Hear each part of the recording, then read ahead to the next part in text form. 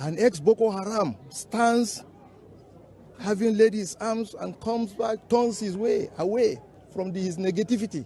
He stands to be a president of this country. He stands to aspire to any position in this country. I think the coming together of the governors of the Southern extraction, to me, believe you me, is the very wrong way to go about issues of politics that affects the whole nation. Because the message here, unfortunately, is like ganging up against the rest of the Nigerians, particularly the North, by state actors who should be the ones that will protect and advance the unity of this country and ensure that all the parts of this country will feel comfortable by whoever end of the day will emerge as the president of this country. But if it is that significant that Nigerians must live under presidencies that are determined by ethnicity, region, and not on the basis of competence and acceptability, certainly Nigerians can look at it, decide whether it is something that should be in the constitution. Yes, but no money exchanged hand and no blood was shed. Yes. But Prof, I mean, I don't get... Rufai, go ahead. Prof, maybe you're contradicting yourself. You said no money was paid. You said a woman from Afaka paid 20 million naira just now. And there were also talks about somebody that Gumi said they should pay 800,000 naira to that they debunked. And now you're saying no money was paid. And you're saying the CBN analogy is that you're saying the government must pay. So that means, because a lot of people, let me tell you what this is like, Prof. It is that a lot of people are now seeing Sheikh Gumi as somebody that negotiates on behalf of bandits, to get their ransom paid. Because all of this money they are getting now, what are they doing with the money? And you are encouraging the government to pay bandits? Because I don't understand what is going on here. And Sheikh Gumi went ahead to further say that we shouldn't call them bandits. So I ask you, Prof, today, what should we call them? Are they freedom fighters? Are they Nigerian patriots? Are they good citizens of the Federal Republic of Nigeria? Because I don't get all of this. In all of this negotiation, you have negotiated a fair deal for the bandits.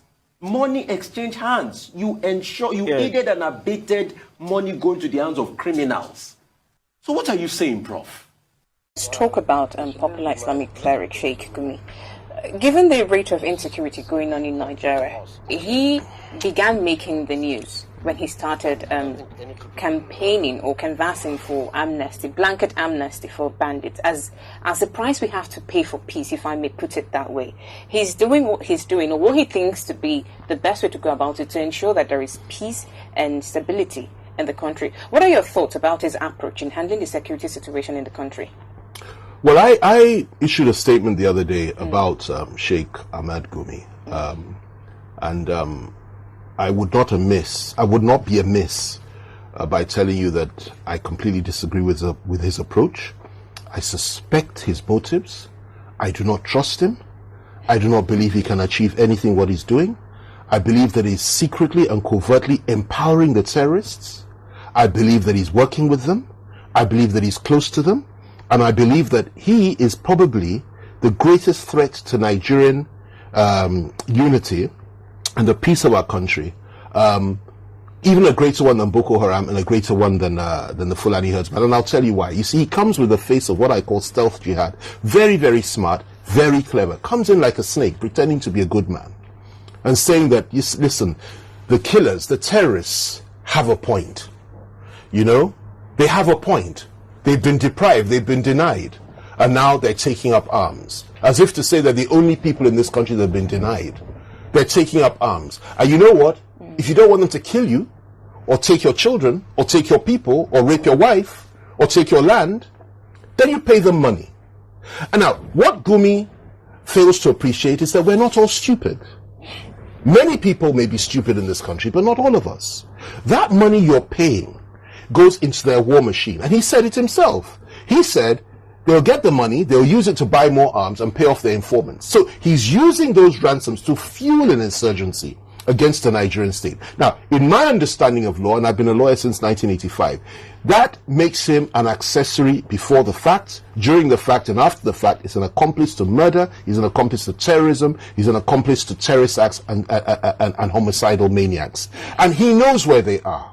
He sits with them. He takes videos with them. He meets with them. He talks to them. He builds bridges between them and the poor victims who have nowhere else to go but him, because they know that he knows them. And yet nobody has asked him questions. And I think that we need to understand the implications of what this man is doing. I, for one, do not believe that terrorists should be given any money at all. The minute you begin to kill, you need to be crushed, you need to be killed, and people need to go in there, and the government has to do this. And if the government doesn't do it, or refuses to do it, or cannot do it, that leaves them open to a charge of collusion themselves. But you, as a president, as a government, have to send in the armed forces to kill those that kill our people, including women and children, take our land, destroy our property, steal us and steal from us, and terrorize us. That's the primary job of a government. But here you have a non-state actor negotiating with terrorists, legitimizing their position, telling the government that they must go to the Central Bank of Nigeria and withdraw 100 million naira to pay for just those children. When I say just those children, I'm saying isolated case, because he's asked for similar amounts for all the other children as well. And telling us that, oh, well, they've dropped their threat, they're going to be nice today, and by the way, I can help, because I can get some released at any time that I like. And of course he does that, waves his magic wand. When he's under pressure and people call for his arrest, all of a sudden some are now released. You know what's going on here. And I'm not fooled. Now, we can pretend, we can accept it as a people and say, well, oh, he's a good man, he's just trying to help. You do that if you like. But the consequences, are very far-reaching and are glaring us in the face. What's going to happen, as long as this goes on, as long as monies are paid to these people, as long as they're pampered and tolerated, as long as they're accepted, as long as they're encouraged by people like Gumi, what's going to happen is that they'll get stronger and stronger and stronger, bigger and bigger and bigger, so it gets to a point that they will not only come in and take Aso Rock, they may even meet Boko Haram there and have a big dinner party together, and then they'll now move down to the south where all our beautiful, wonderful elites, and Owambe parties who think that they are totally isolated from this. They get all the way down to Lagos, and then what are you going to do? Wait for the American Marines? They're not coming anywhere. Nobody's coming to save us. We can only save ourselves. And if we want to save ourselves, we must create the awareness of the dangers that exist today. We must encourage our government to do the right thing. If we get to 2023 as a nation, and I pray that we do, we must have the presence of mind to understand that we need dynamic, strong leaders who really care for this country and who are decisive, ready to do the right thing and crush all these insurgents.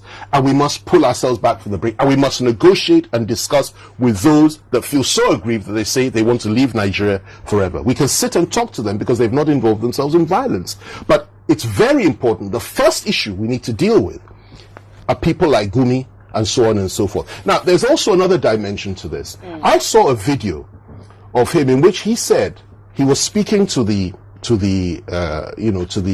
terrorists, and he said, "Oh, it's not the Muslim soldiers that kill you, it's the Christian ones. And if you want more sympathy from the people, why don't you stop killing women that are wearing this veil that Muslim women wear, hijab?